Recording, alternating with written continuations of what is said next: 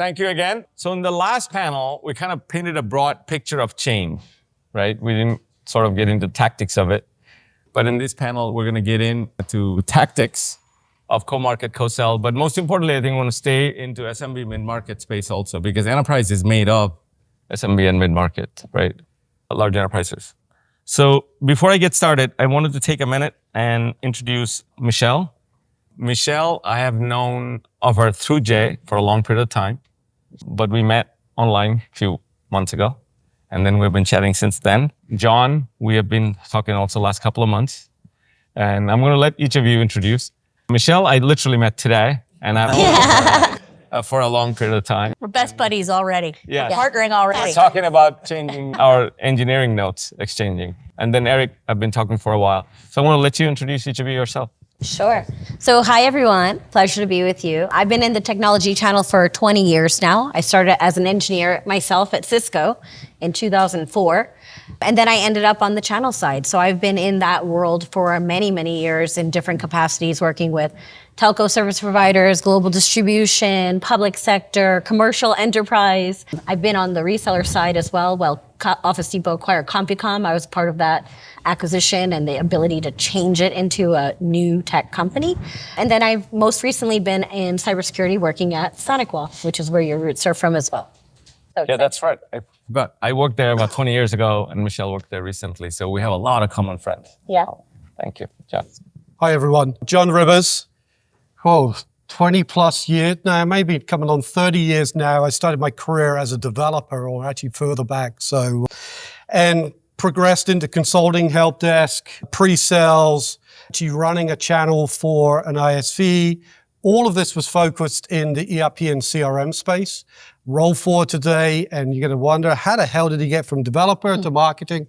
I actually run a marketing agency that focuses on ERP and CRM and helping those partners and ISVs get that word out. So it was interesting listening to the last bit of conversation, and I want to continue some of that conversation because it's a lot different in my space, I can tell you, on that relationship building.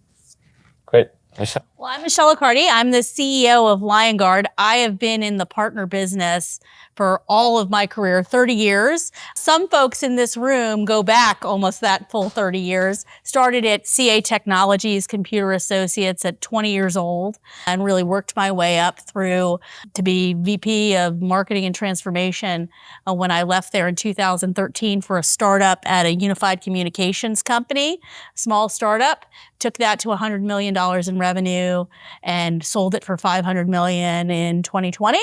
Borrow some money. We were all thinking. Let me tell you some things about when you how to not negotiate appropriately in the early startup, and how not to plan for taxes appropriately. So that's a whole other story that I can do. But that business was built entirely on channels, all on partners in the telecom community that weren't agents, but were what they called interconnects and MSPs. So we sort of went to a blue ocean strategy versus a red ocean strategy. And so that really helped set my mind on fire on that. And then I got recruited by private equity to do a roll-up of MSPs and MSSPs and to cross-sell solutions and to partner with tech alliances, and learned an incredible amount of what that takes. And then got the opportunity from sitting on that service provider side to coming back into the vendor side and saying, what do MSPs and MSSPs in cybersecurity really need? And how do you really better partner there? So that's been my entire career. And I'm here today because of my relationships with Michelle and Jay, who made the introduction. And I'm so excited to talk to everyone. Thank you. Eric? Eric Brooker. I feel like, well, my new best friend here. I'm honored. I'm poor. I have 6 children. She has 6 children. Very poor. I've got 7. It was meant to be. I've been in the tech space for 25 years, started on the direct side about 15 years ago, migrated over to the channel, did the M&A thing for a little while. After I left the M&A space, I started an advisory firm dedicated to helping suppliers, ultimately suppliers and vendors. We realized last night over dinner, some of the vernacular, depending on the channel, is a little different, but helping suppliers and vendors ultimately drive more revenue and relevance through systematic training and process. Thank you. So before I get going, I wanted to kind of frame it. So in the last panel and also here, there is a rationale for the sequence, how they're sitting, and the way we split the panel also is, so here we predominantly go into execution, and we'll talk about the rate of change in execution in SMB and mid-market, and we'll kind of stay there. So we'll starting with sort of strategy, structure, execution, and we end up with MSSP on the other end, which is sort of the delivery, a lot of the things that are happening. So Michelle, let's kind of step back a little bit. I want to build on Jay's framework of these 7 layers, right? Is there a 7-layer in SMB mid-market, or is it all enterprise? Oh, it's completely diversified. And I think there's even more than 7 layers sometimes at the SMB mid-market level, right? When I was working at Cisco, I still remember John Chambers, former CEO, saying, we are going to be number 1 in every category, whether it was wireless or telephony or networking or switching or routing.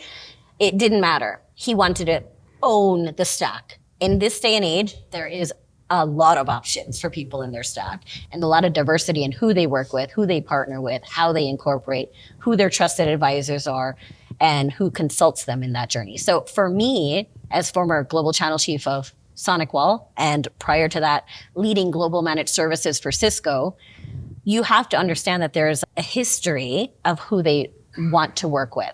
And prior to that, I actually was a consultant at a company called JS Group. And we worked through a little time that we all know called COVID. And I had the opportunity to not work with a vendor hat on for the first time in my career. So I could ask a lot of partners, who do you work with? Why do you work with them? What keeps you up at night? All of those age-old questions that we all know and love. And they would say to me that they want to work with people that want to work with them.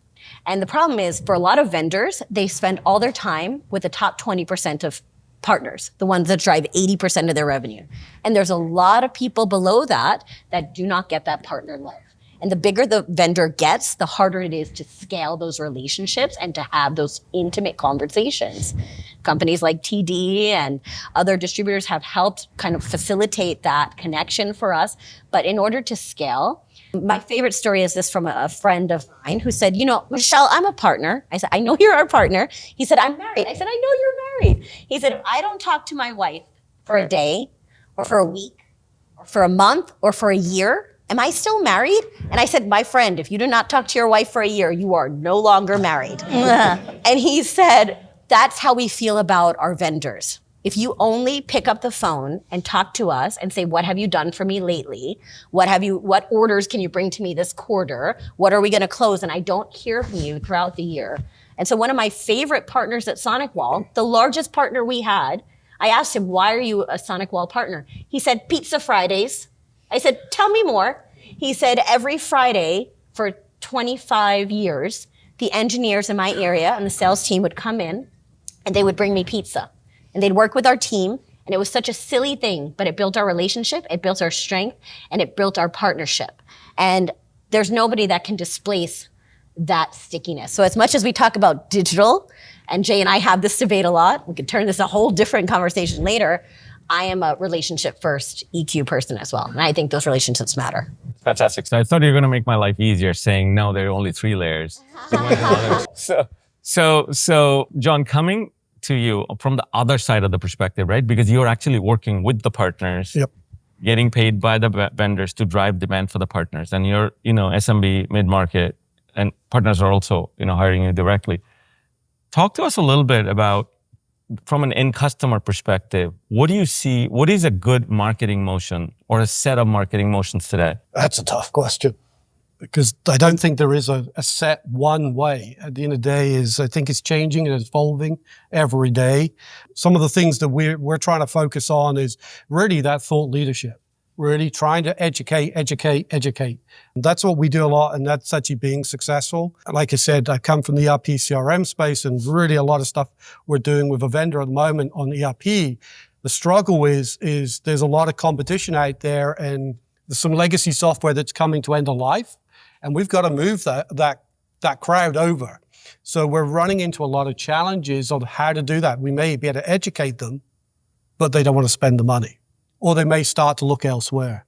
So at the end of the day, it's trying to get into their minds on the power of what we can do. But I would say LinkedIn is probably a good place that we're doing and using as a great educational place.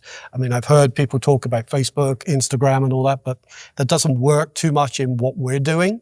But I keep going back and I'm going to say it's educating and just keep on sharing what benefits they're going to get by moving. And what % of the partners that you work with roughly are managed service providers? Very small out of their partner network is MSPs.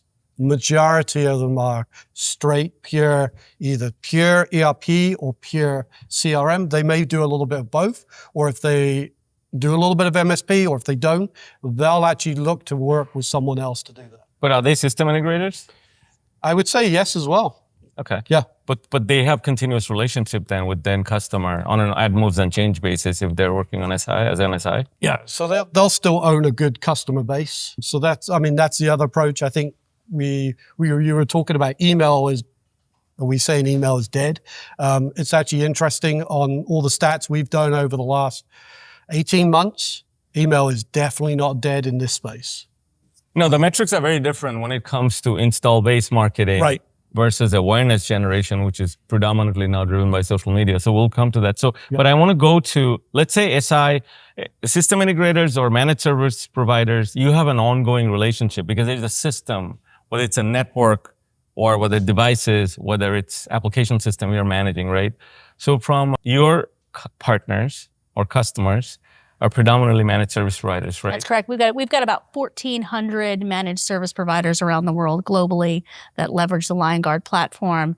But for partnership for us, while we're sell to and through the MSPs, we also have over 90 technology alliances, because what Liongard does is we're an attack surface management, not tax. We do nothing with taxes, attack surface management, which is really about giving visibility across the tech stack and integrating into these 90 systems to build and build an asset inventory, asset discovery, and show what's changing that can create vulnerability and risk.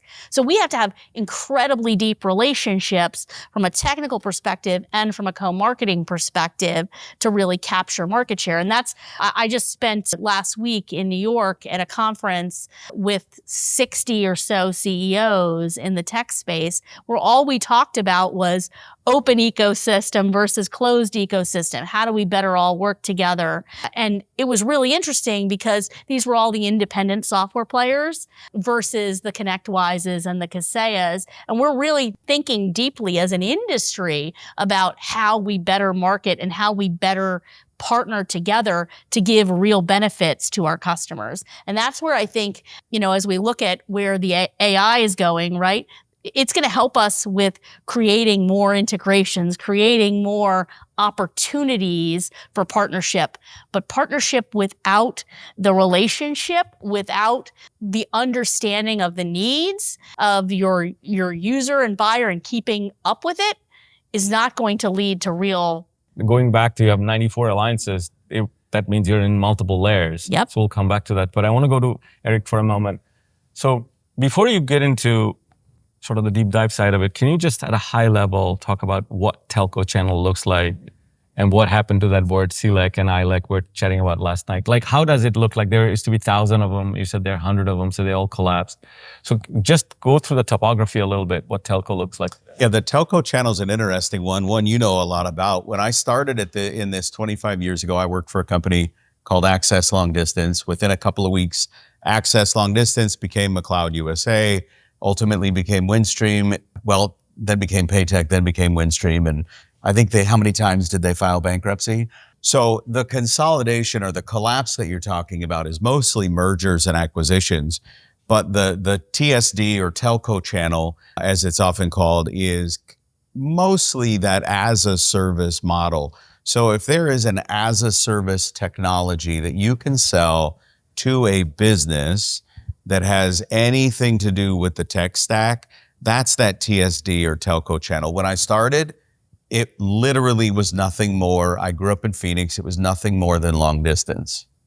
As that technology iterated and as deregulation occurred, it became local phone service and long distance. And then this thing called the internet came around, and then we were selling internet. And the ease back then was saying, hey, we're competition to US West. it didn't matter how we were priced. We were competition to what everyone in Phoenix knew as US Worst. We just sent them a new bill. We actually bought from US West, but services have advanced considerably. So there used to be 5 silos. The TSDs, or the master agents, as they used to be called, really try and keep them still in those same 5 silos. But now you've got everything from local phone service to connectivity to SD-WAN, cybersecurity, all of this as a service. And it's a great business model from a recurring revenue perspective for the partner community. So that's a great context to come back to your SonicWall frame, which is very strong in SMB and mid-market, and being sort of the connection point, right, has seen the convergence of the channel, right? We used to have telco channel, which was separate from the reseller channel. So when you are looking at this convergence, and as Jay was talking about, there is no more like one type of partner, right? A partner has many types. So when you're designing an organization as a channel chief for an SMB mid-market, what does that organization look like today, let's say for a $400, $500 million company? Yeah, no, it's a great question. I think first and foremost is we did a lot of surveying. We called it outside-in listening, but we worked with CRN, and we did a complete global survey of all of our partners around the world. And we said, how do you identify? And to your point, they were resellers and managed service providers. Some were also managed service security providers, although they also sold security. Not all wanted to be known as an MSSP for liability reasons, right? Cyber insurance and protection and things of that nature.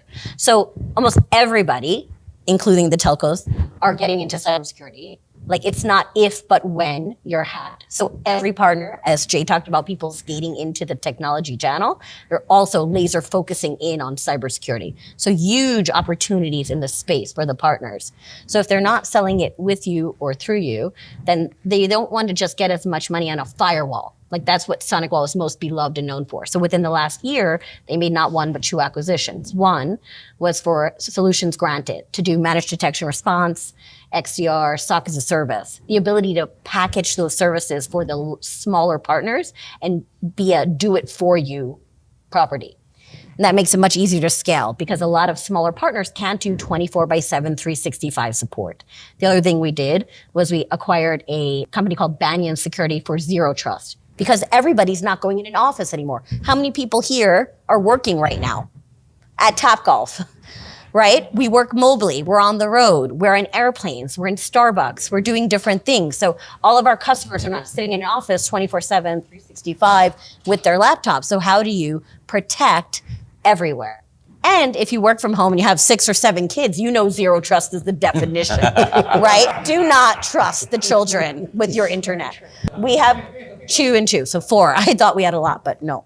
So I do believe that there is an element of, as we identified these different types of partners, and they identified in multiple different ways, they want to be able to grow their service as well as their hardware business. So even if you're traditionally a reseller, Todd Thibodeau, who's the CEO of CompTIA, which is now GTIA, said about 7 years ago that 75% of the workforce is going to be millennial, and 75% of resellers are going to become MSPs. Both of those things have now come to fruition. And so at this point, you're seeing all of the people who may or may not really be an MSP, but they say, I'm going to put it on my website, and who's going to tell me I'm wrong? And so you have the ability to partner with them, help them grow. And this is when I come back to the strategic partnerships. How is a vendor helping you become more profitable to grow your business? Giving you more rebates or market development funds, or the ability to have education and enablement through distribution or other capacities. How are you educating and training, like RoarCon and other abilities where you have engineers coming in to help your techs or to co-present with thought leaders at your community events?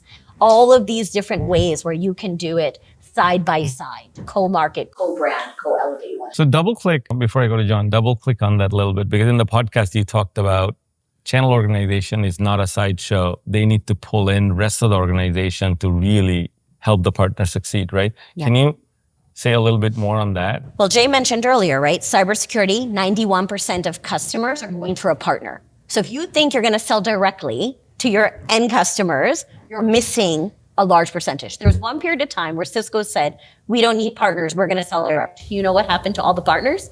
They sold the competitor's product. That immediately went away. You need to work with partners to be more profitable. You need to enable your partners to be more successful, and you need to grow collectively. Without our partners, we're nothing. Vendors do nothing without the partner support, and partners have a lot of choice. 6,200 cybersecurity vendors out there right now. So how do you choose and get through the noise and clutter? That's very important to be able to differentiate your brand. And I like what you said about sticking and being very targeted. When I would work with partners, I'd say, who are you selling to? And they'd say, I sell all the things to all the people in the world. I'm like, that is very specific. You can't do that. You need to be laser focused. A vendor needs to be focused on their partners. A partner needs to be focused on their customers. We need to know our superpowers and how we can connect together, whether you're building it, whether you're partnering, or whether you're making an acquisition or merger in order to get to that point. Awesome. So John, I want to go deeper into the network. She's talking about gateway solutions, how to go to market, right?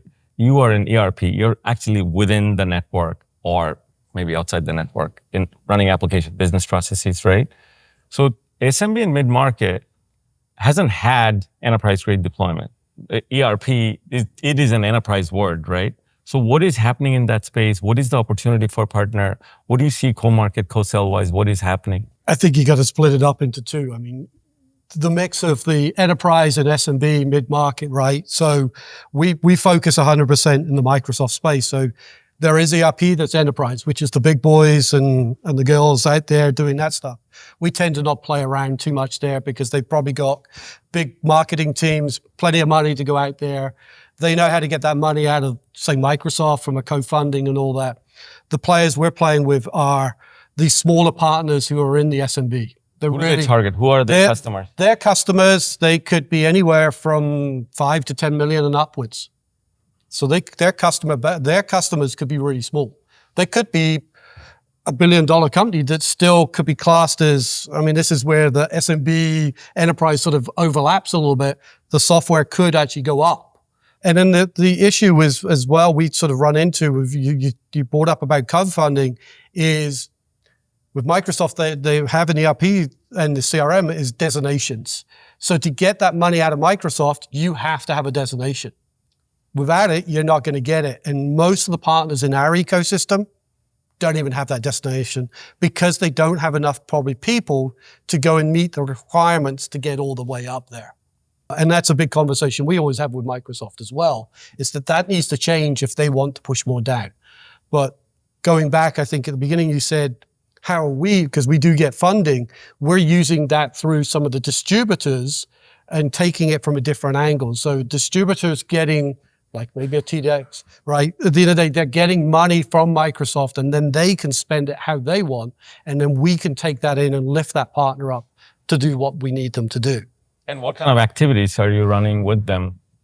So we're pretty much, I mean, again, going back, a lot of these smaller partners don't even have marketing departments, right?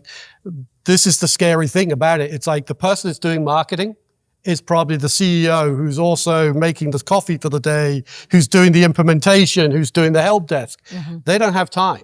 Things have changed, as we all know, in market selling. We've got to be a lot more out there. We've got to educate a lot more. They don't have the time. So we tend to go in there and run their whole department. From a marketing standpoint, we're acting as their fractional CMOs. If we're not doing that, we're then complementing what they do. Okay. And then Michelle, your 1,400 MSPs, they're possibly larger in size, right? As organizations. Yeah. So we found, starting out 10 years ago, Liongard did what many software companies does and partners with anyone who they saw.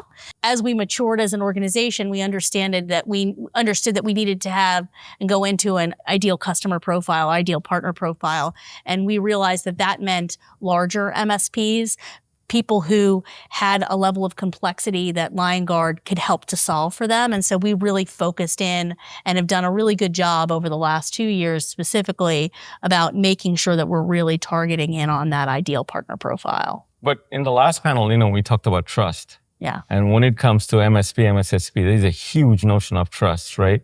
So how do you co-market, co-sell into their target audience through your partner? Like, what is that motion? Well, the motion starts with, let us help you with your own platform, right? To make sure that you've got the visibility across. You mean the MSP? The MSPs. Let's make sure that you've got the visibility across your tech stack and into the tech stack of your customers. Because if you don't have that end-to-end visibility of the attack surface, if you can't secure what you don't even see and know. So we, first of all, give them that intelligence, that asset intelligence to know and have trust with the platform. The next thing we do is we partner them with our account management and technical account teams that are there to help them build out additional use cases around Liongard, use cases around configuration change detection so that they can see, again, where the vulnerabilities might be coming in, building the reporting out that they can use with their customers. This is in pre-sales? Or? This is all, so it actually does start in the pre-sales motion, right? Because the ultimately partners see tools in their tech stack and they go, gosh, this is just like going to be another piece of cost for me or something else to manage. And so we have to help to educate them about how they're going to actually monetize this. Yes, they're going to stand it up in their own systems first, but they should be monetizing to the end customer. So we actually build full marketing programs and campaigns that they can leverage. Frankly, it's actually a pain point. So it's one of the reasons why I'm so excited to talk to you about how we simplify that. But we build that out for them and we help them to then go to their customers and say, look, you're going to add this to your security bundle because you want to have good cyber posture management. You want to have attack surface management. So adding that into their security bundle and monetizing it, because too often MSPs and MSSPs are afraid to monetize, but you can get them over that if you can show them how they can show their customer the value. And it's all about giving them that capability. And so we work and focus a lot on that experience. How do we show them the value and also put our Liongard University? We just came out of our RoarCon event where we had just roughly 80 partners down in Houston. We're constantly doing that kind of education process. So going to you, Eric, when you look at the new telco space, the Triple D was a big co-sell, right? I mean, even though they pulled it together as solution, voice, video, data, etc., those digital conversions. Today, are the telcos going beyond the gateway? I mean, I know they have been bundling gateway solutions, right? Are they into application space like where John is, or they're not there yet? Like, where do you see them? So this is a really interesting question. And it just dawned on me that about 10 years ago, I made the switch. I made the switch from going to a grocery store on Monday and Target on Wednesday to just going to Target. By raise of hands, how many people shop at Walmart or Target for their groceries? Target, but I use Shipt. They come to me. I'm not judging. So at a quick glance, that was about half the room. And what you didn't realize is that at some point, you made a subconscious decision to stop shopping at Kroger or whatever the big Publix, whatever's out here. And that's what's ultimately happening in the telco space. So if Jay is an MSP and he has historically sold one of two things to a client, he has sold copiers, multifunction printers, and he has sold cybersecurity or some iteration of it. He wants to continue to do that, but if he doesn't evolve as an MSP, he's going to get lost, because as an agent or someone that services the trusted advisor, someone that services the TSD community, I've been selling that same client other things, local phone service, internet access, SD-WAN. We've used this word a lot, I have built trust over the course of time through marketing, through being physically present, through LinkedIn. And I'm going to walk in and I'm going to choose to have the cybersecurity conversation. Jay's not had the connectivity conversation. And at that point, the client's going to have to make a decision. Do I continue to buy from Jay, or do I continue to buy from Eric? I want one throat to choke. Who do I trust more? Who can do all of it for me? Because candidly, we're also at the point, you've got the Gartner quadrant and all that. The services are different. But if the services are right, his right services are the same as my right services, or some very close iteration of it. But the service providers at this point are trying to make the deal as sticky as possible, which ultimately means selling as many things as they can. Can I add one thing to that? Because this is a really valid point. And so it sounds contradictory at first glance, because Jay is saying you need more people in your stack and you're saying one single throat to choke, right? Sounds a little at odds with each other. But I'm going to give an example of one of the largest partners that I worked with, who worked with many of our competitors. He had about 46 different people in his staff. And his job was to come in and to consolidate all of these vendors. Because what was happening was, when you have that much of a peanut butter spread, you're not getting the rebates that you need. You're not getting the MDF that you need. You're not getting to the level of partner tier, or if you're doing a point system, you're not getting the points that you need to actually win the day. And so what they were finding is, while they would like to work with the integration first, partner first, friendly option, the relationship option, all things created equal, technology is fairly comparable. Price points are fairly comparable. Relationships can be invested in or demotivated depending on who you work with, but having the ability to be more profitable is also a key point for the partners out there. How many people in the room are partners? Is everyone in the room a partner or vendors? Just curious. Vendors? Okay. So for me, the biggest thing is to understand from that pain point is, how am I going to help make my partners be more profitable in their day? And if they need to consolidate that, they want it to be ease of use. And one thing you mentioned earlier about Square and Toast, the one thing that you all talked about, the alliance and the relationship, but it was easier for people to work with them. How many people was bringing a cash register in a food truck, right? So now you have the ability, they saw, to the Wayne Gretzky point, where the puck was going, a mobile-friendly, digital use, easier to do business with, and they found the people in the party and the place, they fished where the fish were going. I think so you kind of double-click where I'm trying to go, but let me ask you a different question tied to that, is that, so what does incentive then look like today? If your focus has always been on profitability, right? Either differentiation or differentiation and profitability for the partner, right? So what does it like? What are the metrics? What are the subcomponents of what does profit look like? Yeah. So one of the big things that I worked on was changing the Secure First program at SonicWall. So SonicWall has been around 39 years. We relaunched the program for the first time in 8 years. I don't know if anyone's from Dell, and I'll apologize in advance, but partners called it Dell Hell when they talked to me, and they had frustration. And so through this outside-in listening, through talking and listening to our partners, we had to understand where their pain points were. One of the things we referred to earlier, I'm a VAR who is now an MSP, but you're judging as a fish with my ability to scale a tree. I've changed. I'm not the same partner I once was. And you have two different programs, and I'm splitting. So if I buy a firewall or a switch or an access point, or I'm selling recurring revenue through you, I want my program points to help elevate me and become more profitable in that way. And so what we had to do was remodel the program so that whether they were an MSP or a VAR or any other version of a consultant or affiliate or reseller, they were going to earn points and grow with us. And they were going to be able to get to that higher level to get. Before it was only proposal-based MDF. We changed that to accrual. There's debate on that, but I do believe if a company is able to market, they're able to sell. It was inconsistent. And it had to be consistent because only the biggest partners were getting the MDF dollars. And so all the small partners that say, I want to be your number one partner, didn't get an at bat because they weren't big enough. And so the problem is, if you don't invest in your partners to grow, they're going to grow with somebody else. And so I think the biggest thing for us was to really understand the partners' care-abouts and needs, how they went to market, and to meet them where they were on their journey. Makes sense. So John, is it easy to get MDF? Is it hard to get MDF today? What is the situation today? In the space I'm at, it's hard. It's really hard, especially because there's a lot of small partners. They don't have enough of a voice. If we take, 20 for us again, because like with Microsoft, we're coming up again for the renew of 25, 26, right? So trying to get funding. So we're battling with Microsoft at the moment is give some more money again because these partners need it. If you want, it goes back to, if you want to move this legacy customer base you have, Microsoft, you have to invest in it.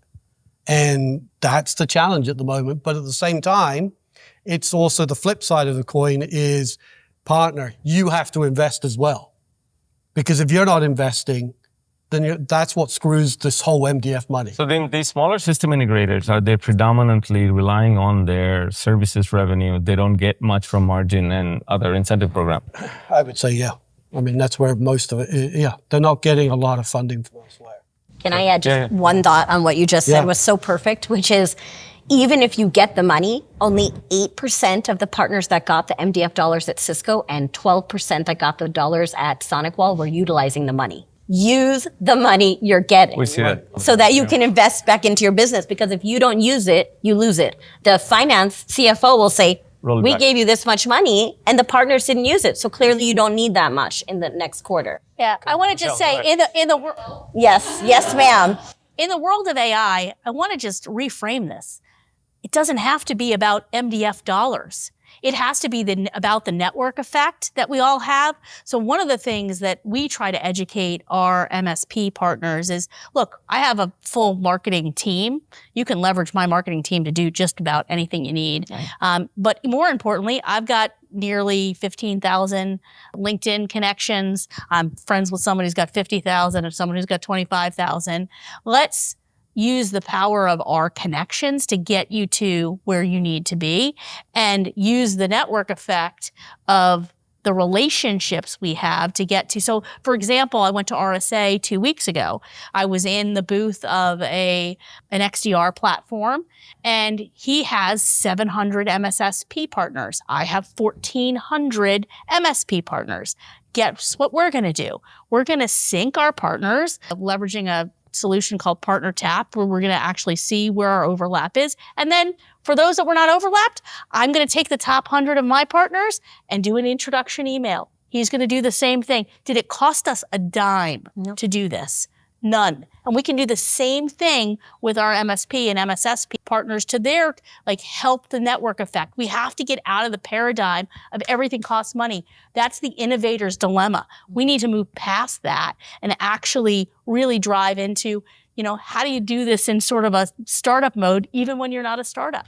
That's a great point. So Eric, a telco has been, a marketing engine, right? But it also been margin starved, and that's why they went bankrupt. They rolled up, acquired to get more margin into the system, right? Where is telco marketing today? How do they go to market? How do they co-market? What do they bundle? Because I remember at SonicWall, when we were trying to bundle with telcos, you would give up 30, 40, 50 points. Otherwise, they wouldn't even carry your product. You still give up 20 to 30 points or more, and that's just on a commission basis. And then you've got market development funds. The interesting thing, there's a hierarchy of the supplier, the vendor, the TSD, who is sort of, for lack of a better term, the contract mechanism that allows you to get to the channel partner, the sellers. The TSDs are going to take a small cut of what ultimately will get to that trusted advisor, the partner. Right, wrong, or indifferent, many of the vendors and suppliers for the last couple of years have felt like the TSDs have been using MDF as a means for income, as a profit center. I don't know if I agree with that. We won't get into that today. But the dollars that they're asking for have gone up exponentially. What's happening now, it's interesting that you talked the way you did about how difficult it is to give money.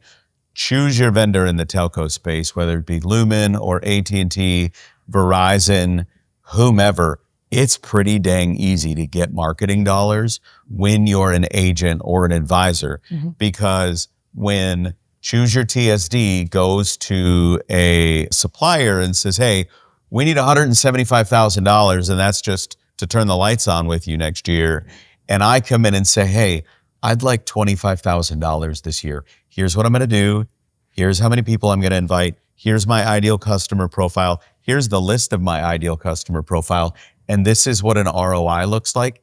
And here are the 17 steps I'm going to take to get an ROI, including what you said, which was brilliant. I'm going to leverage my network to do smart things. I'm going to ask you to share some of my content as your own because we don't compete. That's going to help generate butts in seats and ultimately a return on investment. The suppliers are happy to give money to the partners that are willing to use that money wisely. Yeah. Even if they don't get an ROI, report back and you'll get that money again. Okay. So I want to go back to the last topic, which didn't get a chance to talk in the first panel much, AI.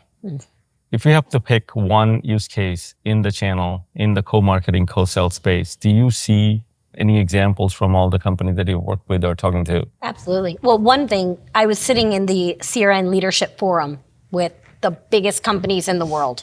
And this was the topic that came up. And the funny part is, although AI has been around for a long time, as we know, generative AI and how we're going to leverage it is completely innovating in rapid acceleration. As you said, the next 20 years is going to completely change where we've been. And so the biggest thing that came up was a lot of questions, a lot of where are we going to utilize this? So obvious reasons, customer success, creating a knowledge database where you can get to people where time is money and they want answers quicker, faster, better, cheaper. That is obviously a priority, whether it's an interactive chatbot, live knowledge base. Partner facing or in customer facing? I'd say both. Both. I'd say both, right? Because you have in the historical data of your company over 1 year or 40 years, you have a lot of answers that have been written. And if we can get to those answers quicker, that's much easier than a partner waiting on hold. That's one. I'm going to give you 3 real quick ones, rapid fire. Obviously, sales and go-to-market, and I'll look at Terry and what they do at Marketopia as a fantastic idea of how we're going to innovate, taking, and I think what you said also is very important. Not only you have to have the relationships and the people, but you need the tools to make it quicker and easier to adapt and innovate and to contact those people, whether it's through social media or through other marketing parameters.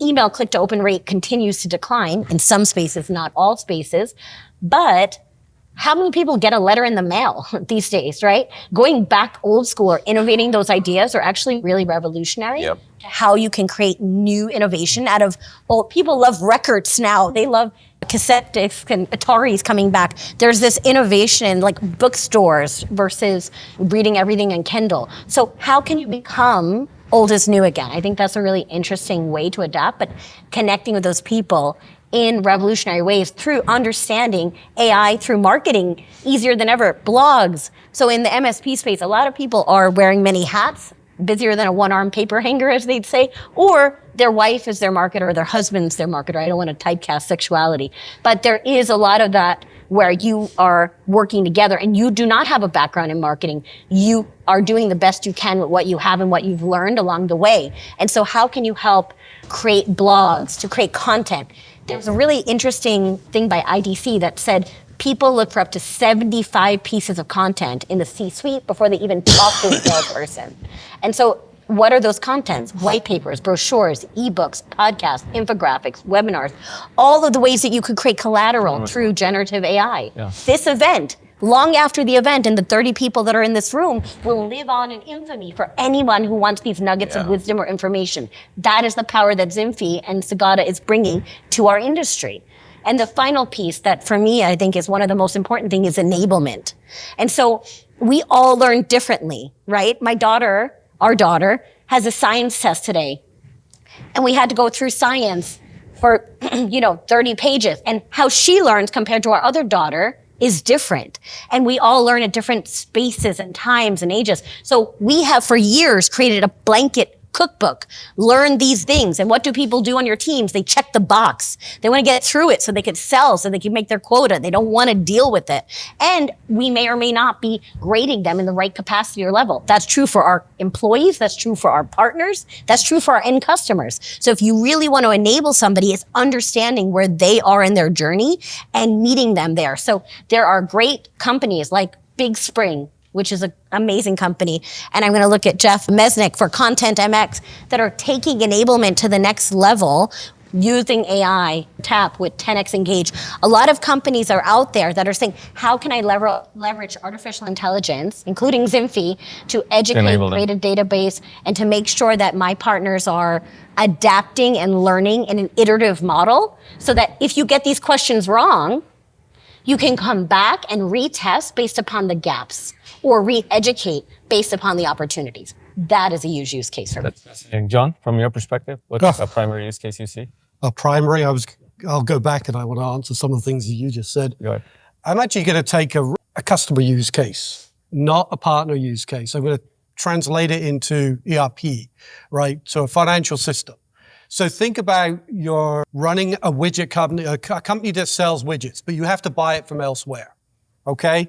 So think about the things that you go through as a process, right? You get an order from a vendor that wants to buy your product. At the moment, that's a very manual process. You're probably getting vendor requests from lots of different ways. Why not just take that in, and I'm going to probably very simplify it, right? Is you receive it by email. Get AI to take that, put that order straight into the financial system that goes straight to the warehouse and actually then ships that goods, right? So there's a simplistic one, right? Now let's take that to the next step, right? So I actually buy that widget from a manufacturer. So we could actually get the system to actually go out there and say, once we get below a certain stock level, we also look at what the trends have been. We go and send an automatic message to the manufacturer to actually then ship us more in. So not to take away from an individual to do that work. It's more to automate those processes that really are mundane, that now we could put those people onto something else that makes sense. Plus, SMB has been hugely skill shorted. Yes, definitely. Staff shortages all over. So having that agent-based capability should add capacity. I think it's huge. And I mean, I came off of a conference, month and a half ago, and agents, the conversation and the buzz about that is just humongous. I mean, it's just going to really go out. But I want to go back to one of the things you made about blogs and content and AI. I am not against it. I mean, you're going to probably think, well, hey, it's a marketing agency. We sell on that. But at the same time, it took me many years or quite a while to get my team on board with it. But what I will say is still the number one thing that needs to happen on top of that is the human element. Absolutely. Without humans, an emotion, which at the moment AI cannot give, it's not going to be successful. And then there's one last thing, and I'll let it go, is what happens if we're dropping a new patch today or a new version of that software? How can you write about it? There is no content about it. No precedent. There's nothing. So you've always got to have someone with the skills internally or externally to be able to write something from scratch, because if it's not there, AI is never going to know about it. And fact check. Don't check the, don't. Exactly. Sources. Yes, exactly. All right, Michelle, I want to wrap in 5 minutes, so please go. Sure. I mean, share your thoughts on number one. Look, AI in terms of my entire business is going to be built around agentic, right? Ultimately, what we're trying to do is empower MSPs and MSSPs to get more operationally efficient and have less risk in their business because they're becoming more preventative and leveraging agents that, hey, if we see MFA is turned off, guess what? We're just going to be able to turn that back on. We're going to be able to do this based on the policies that you've set and the underlying data specs. That's really important. And those kinds of things are what we as an industry should be. How do we help avoid problems and provide better operational efficiency and ultimately leverage that into generating revenue? But I think there's some other really easy use cases around that some of us, I don't know about you, but sometimes I've felt somewhat financially illiterate in my and building a model for how you build your business used to take, I needed someone in FP&A to do. Now it takes me like 3 prompts to say, hey, if I want to show this much revenue growth over this much time period at this kind of price point, build me a model of what that takes. Okay, let me press point on, different aspects. That used to take weeks and months of work. That's a huge benefit that if you aren't doing those kinds of financial modeling right now, leveraging AI, I highly recommend that as an accelerator. Eric, this to me, AI is all about efficiency. You've all said some iteration of getting my time back. I want to get my time back. What I would do if I'm in your shoes and what I think you'll do, knowing you as well as I do, is he's got the opportunity to take all this, convert it to a transcript, this entire engagement today, and then ask AI to give it 30 blogs about today's content. You need to read it. You need to make sure it's relevant. I talk about AI as getting you to the 20-yard line. You cannot hit cut and paste. Please do not hit cut and paste, but it will get you to the 20-yard line. And then you can read it, you can clean it up, and then you can authentically make it your own. I've built my own GPT using a book that I wrote. I dropped it in there. So when I get something to the 20-yard line, I say, hey, rewrite that in my voice. because oddly, AI's version of my voice is far more articulate than my actual voice. But You have an AI voice. I know, right? Mind you, I did ask AI, not to digress too much, I asked AI to describe me the other day to a T until I asked it for an image of me, and I was like a 30-something really attractive young woman. So it's still got, but ultimately, sorry, I had to. Ultimately, that time back gives us the opportunity to do the human element, to go on LinkedIn and engage, like and comment, to write thank you cards. Doug Conant was the CEO of Campbell's Soup for 10 years. Doug had a 90-minute commute to work and a 90-minute commute home every single day. When you're the CEO of a multi-billion-dollar company, you have a driver. He spent every single day writing thank you cards. Over his tenure at Campbell's Soup, he wrote over 20,000 thank you cards to no more than just the employees at Campbell's Soup, who at the time, they had 15,000 employees. Many of them still have those thank you cards taped to their wall. He retired, I think, in 2017. The thank you card, the human element, the likes, the comments, the engagements, all of that is time that you're given back. That's why we shop at Target for our groceries, so you can get time back in your day. AI gives us the time back for that human element that everybody today has been talking about. So with that, I want to thank you for being here.